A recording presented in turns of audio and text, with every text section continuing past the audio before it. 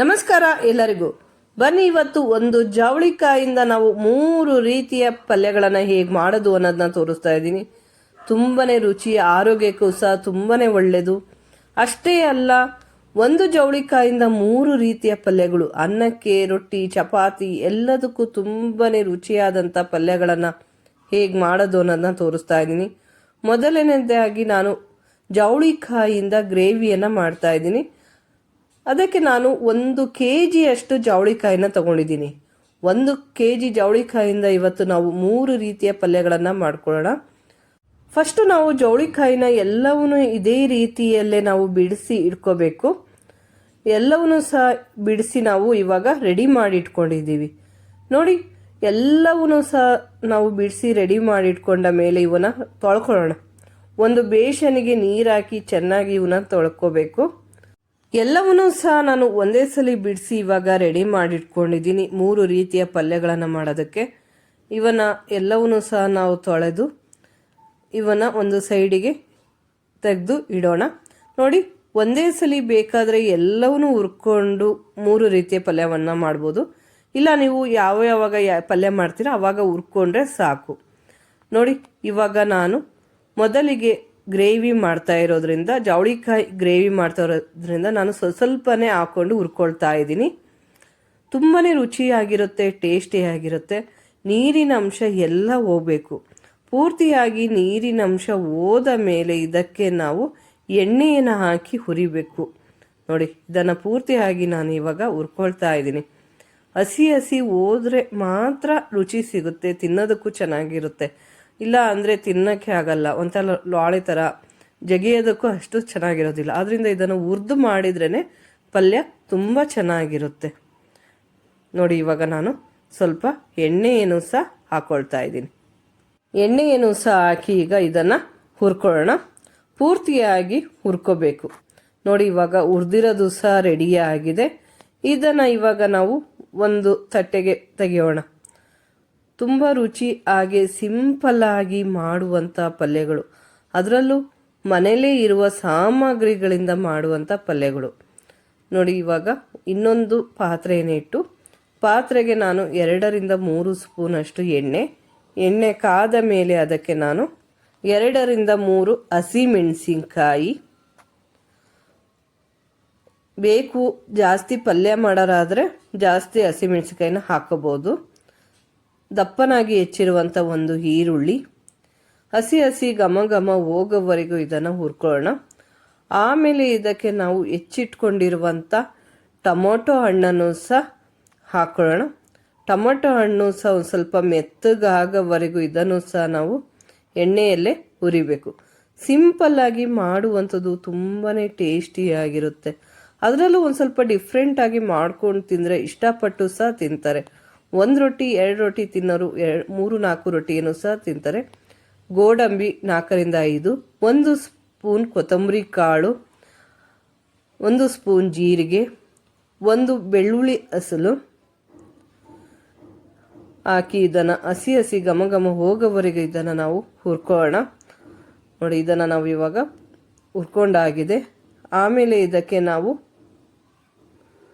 ಚಕ್ಕೆ, ನಿಮಗೆ ಮಸಾಲೆ ಸಾಮಾನು ಬೇಕು ಅಂದರೆ ಮಸಾಲ ಸಾಮಾನು ಹಾಕೋಬೋದು. ಇಲ್ಲ ಸಾಂಬಾರು ಪುಡಿ ಬೇಕು ಅಂದರೂ ಸಾಂಬಾರು ಪುಡಿನ ಹಾಕೋಬೋದು.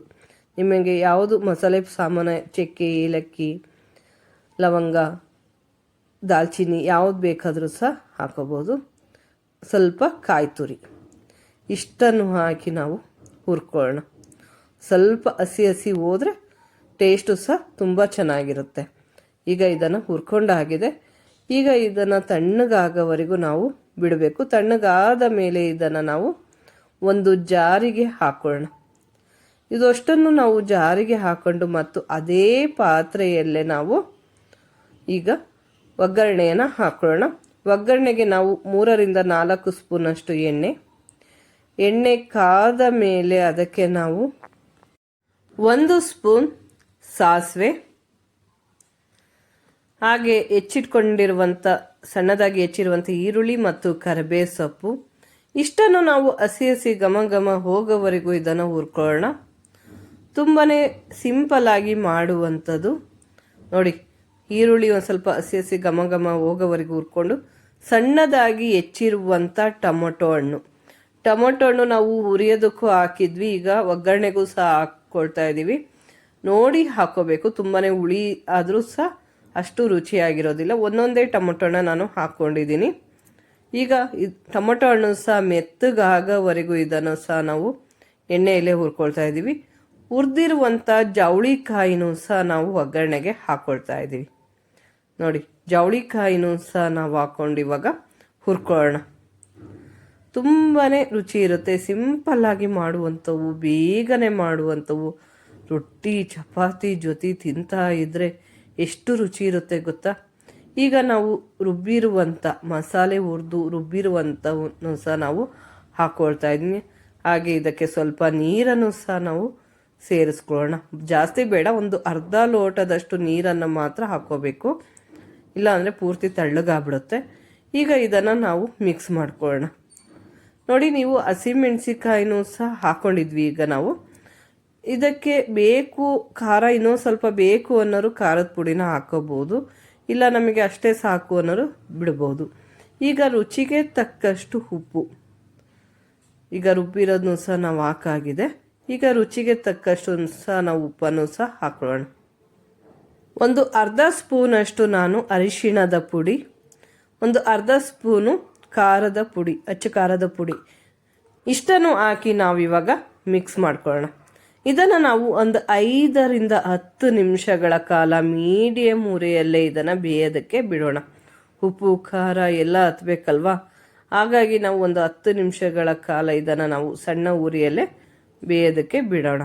ಕೊನೆಯದಾಗಿ ಸ್ವಲ್ಪ ಕೊತ್ತಂಬರಿ ಸೊಪ್ಪನ್ನು ಹಾಕಿದರೆ ಈಗ ಜವಳಿಕಾಯಿಯ ಗ್ರೇವಿ ರೆಡಿ. ತುಂಬಾ ರುಚಿಯಾದಂಥ ಟೇಸ್ಟಿಯಾದಂಥ ಜವಳಿಕಾಯಿಯ ಗ್ರೇವಿ ಈಗ ರೆಡಿಯಾಗಿದೆ. ಅನ್ನಕ್ಕೆ ರೊಟ್ಟಿ ಚಪಾತಿ ಜೊತೆ ತಿಂತಾ ಇದ್ದರೆ ಎಷ್ಟು ರುಚಿ ಇರುತ್ತೆ ಗೊತ್ತಾ. ಬನ್ನಿ, ಇವಾಗ ಜವಳಿಕಾಯಿಯ ಗ್ರೇವಿ ಸಹ ರೆಡಿ ಆಯಿತು. ನೆಕ್ಸ್ಟು ಎರಡನೆಯ ಪಲ್ಯ, ಅದು ಇದಕ್ಕಿಂತ ಇನ್ನೂ ಸಿಂಪಲ್ಲಾಗಿ ಮಾಡುವಂಥ ಪಲ್ಯ. ಇವಾಗ ಜವಳಿಕಾಯಿಯ ಗ್ರೇವಿನೂ ಸಹ ಇವಾಗ ರೆಡಿಯಾಗಿದೆ. ಬನ್ನಿ, ಇವಾಗ ಎರಡನೆಯ ಪಲ್ಯ, ಅದು ಇನ್ನೂ ಸಿಂಪಲ್ಲಾಗಿ ಮಾಡುವಂಥದ್ದು. ಅದು ರೊಟ್ಟಿ ಮತ್ತು ಚಪಾತಿಗೆ ಬೇಗನೆ ಮಾಡುವಂಥದ್ದು.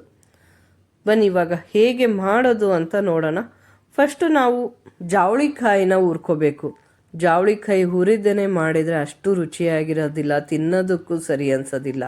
ಹಾಗಾಗಿ ನಾವು ಎಲ್ಲ ಜವಳಿಕಾಯಿನೂ ಹುರಿದೇ ಮಾಡಬೇಕು. ನೋಡಿ, ಇವಾಗ ಫಸ್ಟು ನಾವು ಜವಳಿಕಾಯಿನೂ ಸಹ ಹುರಿದು ಈಗ ರೆಡಿ ಮಾಡಿ ಇಟ್ಕೊಂಡಿದ್ದೀವಿ. ಅದನ್ನು ಒಂದು ಪ್ಲೇಟಿಗೆ ತೆಗೆದು ಅದೇ ಬಾಣಲಿಗೆ ನಾವು ಮತ್ತೆ ಒಂದು 3 ರಿಂದ 4 ಸ್ಪೂನಷ್ಟು ಎಣ್ಣೆ ಕಾದ ಮೇಲೆ ಅದಕ್ಕೆ ನಾನು 1 ಸ್ಪೂನ್ ಸಾಸಿವೆ. ತುಂಬ ಸಿಂಪಲ್ಲಾಗಿ ಮಾಡುವಂಥದ್ದು, ಬೇಗ ಟೈಮ್ ಹಿಡಿಯೋಲ್ಲ, ಏನಿಲ್ಲ. ಬೇಕಾದ್ರೆ ಲಂಚ್ ಬಾಕ್ಸಿಗೆ ಬೇಗನೆ ಚಪಾತಿಗೆ ಸಹ ಇದನ್ನು ಮಾಡಿ ಕಳಿಸ್ಬೋದು. 1 ಸ್ಪೂನಷ್ಟು ಕಡಲೆಬೇಳೆಯನ್ನು ಹಾಕಿ ಕಡಲೆಬೇಳೆ ಕಂದು ಬಣ್ಣ ಬರೋವರೆಗೂ ಇದನ್ನು ಹುರ್ಕೊಳ್ಳೋಣ. ಆಮೇಲೆ ಇದಕ್ಕೆ ನಾವು 2 ರಿಂದ 3 ಹಸಿಮೆಣಸಿಕಾಯಿ ಮತ್ತು ಕರ್ಬೇ ಸೊಪ್ಪು ಇಷ್ಟನ್ನು ಹಾಕಿ ಒಂದು ಸ್ವಲ್ಪ ಹುರ್ಕೊಂಡು, ಆಮೇಲೆ ಸಣ್ಣದಾಗಿ ಹೆಚ್ಚಿರುವಂಥ ಈರುಳ್ಳಿನೂ ಸಹ ಹಾಕಿ ಹಸಿ ಘಮ ಘಮ ಹೋಗೋವರೆಗೂ ಇದನ್ನು ಹುರ್ಕೊಳ್ಳೋಣ. ನೋಡಿ, ಇದು ಸಿಂಪಲ್ಲಾಗಿ ಬೇಗನೆ ಮಾಡುವಂಥದ್ದು, ಹೆಚ್ಚಿಗೆ ಸಾಮಾನ ಬೇಡ, ಏನೂ ಬೇಡ. ಇದನ್ನು ಹುರಿದ ಮೇಲೆ ಇದಕ್ಕೆ ನಾವು ಸಣ್ಣದಾಗಿ ಹೆಚ್ಚಿರುವಂಥ ಒಂದು ಟೊಮೊಟೊ ಹಣ್ಣನ್ನು ಸಹ ನಾವು ಹಾಕ್ಕೊಳ್ತಾ ಇದ್ದೀವಿ. ಟೊಮೊಟೊ ಹಣ್ಣು ಸಹ ಒಂದು ಸ್ವಲ್ಪ ಮೆತ್ತಗಾಗೋವರೆಗೂ ಹುರ್ಕೊಂಡ್ಮೇಲೆ ನಾವು ಹುರಿದಿಟ್ಟುಕೊಂಡಿರುವಂಥ ಜವಳಿಕಾಯಿನೂ ಸಹ ಹಾಕ್ತಾ ಇದ್ದೀವಿ. ಬೇಕು ಅಂದರೆ ಒಗ್ಗರಣೆಗೆ ನಾವು ಉಪ್ಪನ್ನು ಹಾಕ್ಬೋದು, ಇಲ್ಲ ಜವಳಿಕಾಯಿನ ಹಾಕಿ ಇದನ್ನು ನಾವು ಮಿಕ್ಸ್ ಮಾಡ್ಕೊಳ್ಳೋಣ. ಮಿಕ್ಸ್ ಮಾಡಿದ ಮೇಲೆ ಇದಕ್ಕೆ ನಾವು ರುಚಿಗೆ ತಕ್ಕಷ್ಟು ಉಪ್ಪನ್ನು ಸಹ ಸೇರಿಸ್ಕೊಳ್ಳೋಣ. ತುಂಬಾ ರುಚಿ ಸಿಂಪಲ್ಲಾಗಿ ಮಾಡುವಂಥದ್ದು, ಹೆಚ್ಚಿಗೆ ಸಾಮಾನ ಬೇಡ, ಏನು ಬೇಡ. ಬೆಳಗಿನ ತಿಂಡಿ ಲಂಚ್ ಬಾಕ್ಸಿಗೆ ಬೇಗನೆ ಮಾಡಿ ಹಾಕ್ಬೋದು. ನೋಡಿ, ಒಂದು ಅರ್ಧ ಸ್ಪೂನು ರುಚಿಗೆ ತಕ್ಕಷ್ಟು ನಾನು ಉಪ್ಪನ್ನು ಸಹ ಸೇರಿಸ್ತಾ ಇದ್ದೀನಿ. ಇದನ್ನು ಇವಾಗ ಮಿಕ್ಸ್ ಮಾಡ್ಕೊಳ್ಳೋಣ. ಮಿಕ್ಸ್ ಮಾಡಿಕೊಂಡು ಸಣ್ಣ ಉರಿಯಲ್ಲಿ ಒಂದು 2 ನಿಮಿಷ ಮಾಗೋದಕ್ಕೆ ಬಿಡೋಣ. ಆಮೇಲೆ ಇದಕ್ಕೆ ನಾವು ಸ್ವಲ್ಪ ಕಾಯಿ ತುರಿ, ಕೊತ್ತಂಬರಿ ಸೊಪ್ಪು, ನಿಂಬೆಹಣ್ಣು ಇಷ್ಟನ್ನು ಸಹ ಹಾಕೊಳ್ಳೋಣ. ನೋಡಿ, ಇವಾಗ ನಾವು ಮಿಕ್ಸ್ ಮಾಡಿದ ಮೇಲೆ ಇದಕ್ಕೆ ನಾವಿವಾಗ ಕೊತ್ತಂಬರಿ ಸೊಪ್ಪು, ಸ್ವಲ್ಪ ಸ್ವಲ್ಪ ಕಾಯಿ ತುರಿ, ಬೇಕು ಅಂದರೆ ಮಾತ್ರ ನಿಂಬೆಹಣ್ಣಿನ ರಸ, ಯಾಕೆಂದರೆ ಟೊಮೊಟೊ ಹಣ್ಣನ್ನು ಸಹ ನಾವು ಸೇರಿಸಿದ್ದೀವಿ, ಹಾಗಾಗಿ ನಿಂಬೆಹಣ್ಣಿನ ರಸ ಬೇಕು ಅಂದರೆ ಹಾಕ್ಕೊಳ್ಳಿ. ಈಗ ಇದನ್ನು ಮಿಕ್ಸ್ ಮಾಡಿದರೆ ಜಾವಳಿಕಾಯಿ ಸಿಂಪಲ್ಲಾಗಿ ಬೇಗನೆ ಮಾಡುವಂಥ ಪಲ್ಯ ಇವಾಗ ರೆಡಿಯಾಗಿದೆ. ಬನ್ನಿ, ಜಾವಳಿಕಾಯಿ ಪಲ್ಯ, ಸಿಂಪಲ್ಲಾದ ಪಲ್ಯ ಈಗ ರೆಡಿ ಆಯಿತು. ನೆಕ್ಸ್ಟು ಜಾವಳಿಕಾಯಿಯ 3ನೆಯ ಪಲ್ಯ ಹೇಗೆ ಮಾಡೋದು ಅನ್ನೋದನ್ನ ನೋಡೋಣ. ಅದು ಸಹ ಅನ್ನಕ್ಕೆ, ರೊಟ್ಟಿ, ಚಪಾತಿ ಎಲ್ಲದಕ್ಕೂ ರುಚಿಯನ್ನು ಕೊಡುವಂಥ ಪಲ್ಯ. ಬನ್ನಿ ಇವಾಗ ಈ ಜಾವಳಿಕಾಯಿ ಪಲ್ಯವನ್ನು ಹೇಗೆ ಮಾಡೋದು ಅಂತ ನೋಡೋಣ. ನೋಡಿ, ಅದೇ ರೀತಿಯಲ್ಲಿ ನಾವು ಜಾವಳಿಕಾಯಿನ ಹುರ್ಕೋಬೇಕು. ನೀರಿನಂಶ ಹೋಗಿ ಪೂರ್ತಿ ನಾವು ಡ್ರೈ ಆಗೋವರೆಗೂ ಜಾವಳಿಕಾಯಿನ ಹುರ್ಕೋಬೇಕು. ಸ್ವಲ್ಪ ಎಣ್ಣೆನೂ ಸಹ ಹಾಕಿ ಇದನ್ನು ನಾವು ಹುರ್ಕೊಳ್ಳೋಣ. ನೋಡಿ, ಇವಾಗ ಹುರಿದು ಸಹ ಇವಾಗ ರೆಡಿ ಆಗಿದೆ. ಇದನ್ನು ಒಂದು ಪಾತ್ರೆಗೆ ನಾವು ಇಲ್ಲ ಒಂದು ತಟ್ಟೆಗೆ ತೆಗೆಯೋಣ. ಬನ್ನಿ ಇವಾಗ ಮತ್ತೆ ಅದೇ ಬಾಣಲಿಯನ್ನು ಇಟ್ಟು ನಾವು ಬಾಣಲಿ ಕಾದ ಮೇಲೆ ಇದಕ್ಕೆ ನಾವು 3ರಿಂದ 4 ಸ್ಪೂನಷ್ಟು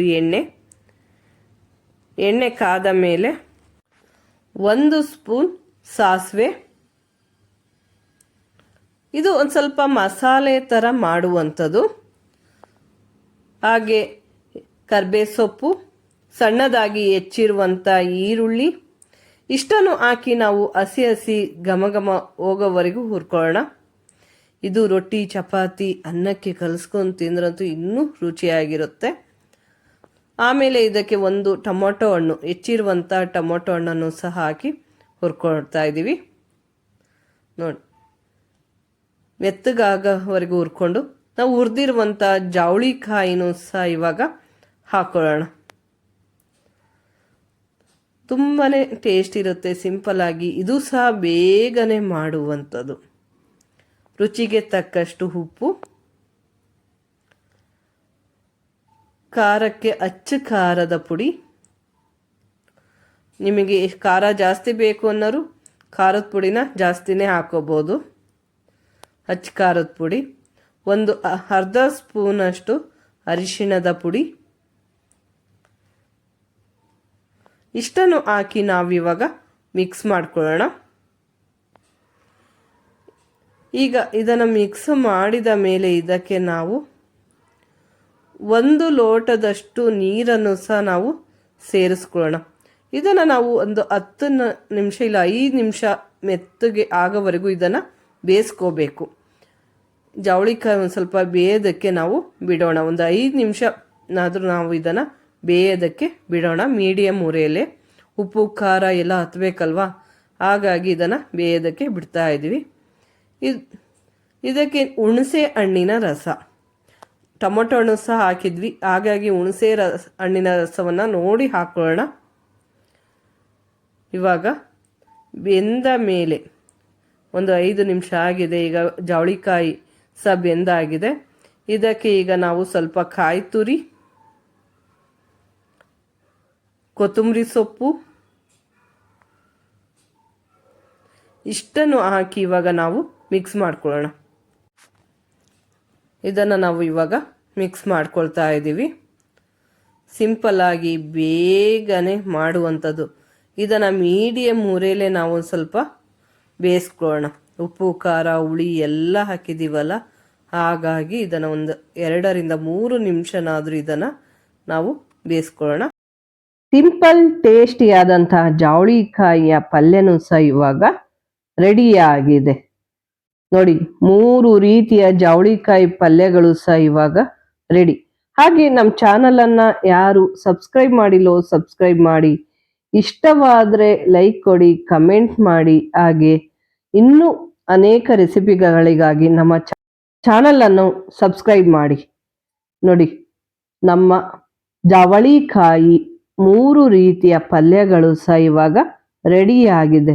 ತುಂಬಾನೇ ರುಚಿ ಟೇಸ್ಟಿಯಾದಂಥ ಪಲ್ಯಗಳು ಸಹ ರೆಡಿ. Thank you. ಬಾಯ್.